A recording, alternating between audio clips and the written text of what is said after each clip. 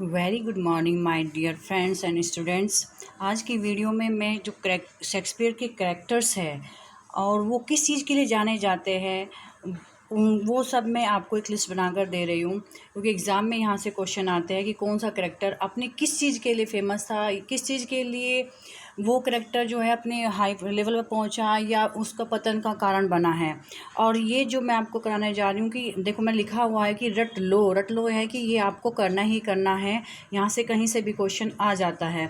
My dear students, Dishank classes में जो नए स्टूडेंट जुड़ रहे हैं, आप उनको चैनल को सब्सक्राइब कर लीजिएगा, वीडियो को लाइक कीजिएगा। अगर कोई प्रॉब्लम आती है तो आप मुझे कमेंट बॉक्स में भी कमेंट करके बता सकते हैं।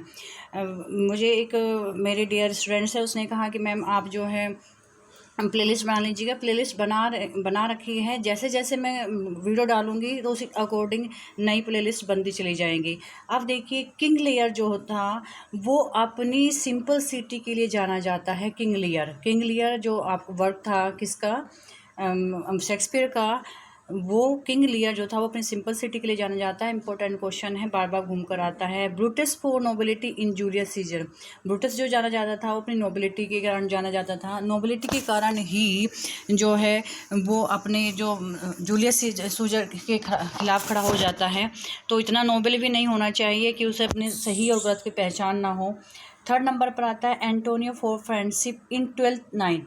जो ट्वेल्थ नाइट का वर्क है उसमें जो एंटोनियो होता है वो अपनी फ्रेंडशिप के लिए जाना जाता है।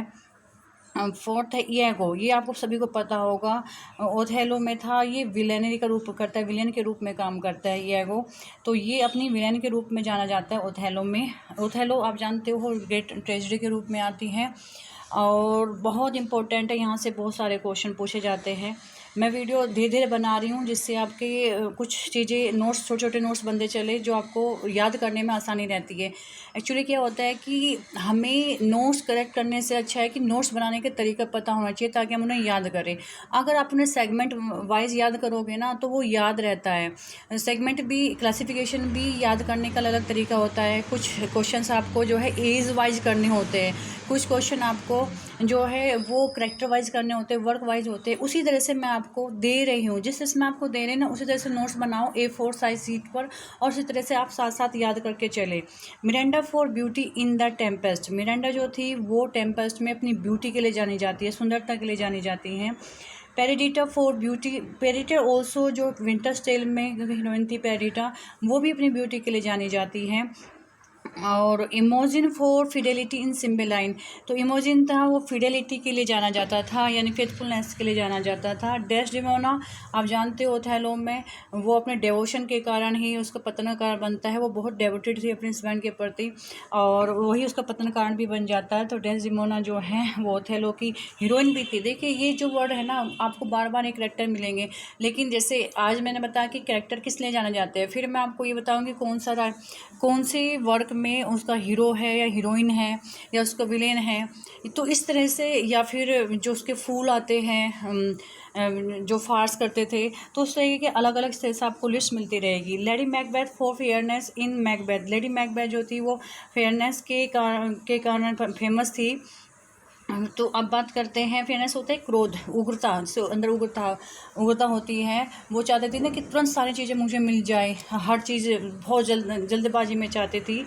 बेट rise for biting sarcasm in Much Ado About Nothing. आप एक काम कीजिएगा, अगर जिसके पास मैटर मिल जाए, अगर आप जितने भी शेक्सपियर के वर्क हैं ना, मैं तो करा ही रही हूँ लेकिन आपको एक साथ साथ एक काम करना है, शेक्सपियर के वर्क सारे अगर आपको हिंदी में अवेलेबल हो जाए। देखिए जो इंग्लिश मीडियम में पढ़े हैं उन्हें तो इंग्लिश में समझने में कोई दिक्कत नहीं आती है, लेकिन जो यूपी बोर्ड के बच्चे हैं ना, रियल बता रही हूँ, वो हर चीज़ को बहुत ईजी इंग्लिश में अंडरस्टैंड नहीं कर पाते हैं। अगर आपने 37 प्ले आपने हिंदी में पढ़ लिए तो बहुत सारा कॉन्सेप्ट आपके क्लियर होते चले जाएंगे। जो चीज़ अगर आपने सपोज करो आपने मच आडू अबाउट नथिंग नहीं पढ़ा है तो आपको बिटराइज भी समझ में नहीं आ रहा है, बाइटिंग सार्केज्म समझ में नहीं आ रहा है। सपोज करो आपने मैकबेथ नहीं पढ़ा तो आप लेडी मैकबेथ के बारे में नहीं जानते हो, तो आप इन क्वेश्चन को रटोगे तो फिर भूलोगे। रटना भी तभी होता है ना जब हमें समझ में कोई चीज़ आती है। अगर समझ नहीं आए तो आप रट भी नहीं सकते हो। तो ये है कि जैसे कि मैं आपको बता रही हूँ कुछ उसकी फेमस ट्रेजेडी है, जैसे ओथेलो है, मैकबेथ है, किंग लियर है, और कॉमेडी में भी एज यू लाइक इट है। ये जो फेमस है, जो आपको कहीं से मिल जाती है ना, आप उनको हिंदी में पढ़ लीजिए। हिंदी में पढ़ने पर क्या होगा, चीज़ें मैं और आगे बताऊँगी तो आप वो कहानी के रूप में आपके माइंड में बैठेगी और सारे क्वेश्चन आपको याद होते चले जाएंगे। Beatrice for biting sarcasm in Much Ado About Nothing. तो वो बाइटिंग सार्केज्म यानी व्यंग करने में फेमस था। आप लोग क्या करते हो ना, वीडियो को स्किप करके देखते हो और फिर कुछ ये छूट जाती है। जैसे मैंने अभी प्रोलॉग और एपिलॉग के लिए वीडियो डाली थी, उसमें एक स्टूडेंट ने बोला कि मैम आप उसको डिफाइन कीजिए। मैंने स्टार्टिंग में ही प्रोलॉग और एपिलॉग को डिफाइन किया हुआ है। तो आपको जल्दी देखने की रहती है कि जल्दी से मैटर निकल जाए, मैम तो बीच में बोलती रहती हैं।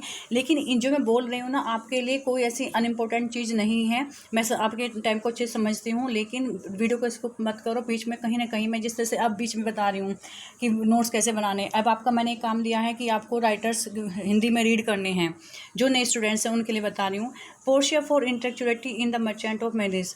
तो मर्चेंट ऑफ वेनिस में जो पोर्शिया थी उसकी हीरोइन भी थी, और ये एग्जाम में कई बार क्वेश्चन आ चुका है कि मर्चेंट ऑफ वेनिस की हीरोइन कौन थी, पोर्शिया।